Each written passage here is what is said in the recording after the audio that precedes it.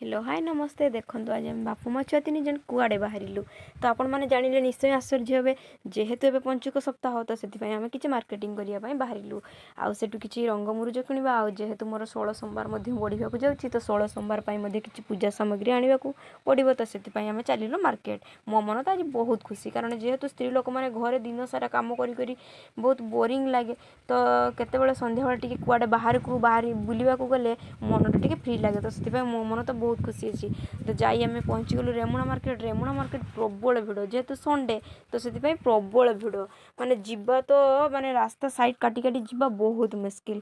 तो मो स्वामी को बहुत बोरिंग माने व्यस्त लगुता है अलग किसी काम था मत तो बहुत भल लगता है जेहेतु किसी टाइम मिल जाता है टी मैंने बुलाबुली करने तो से बहुत भल लगुता है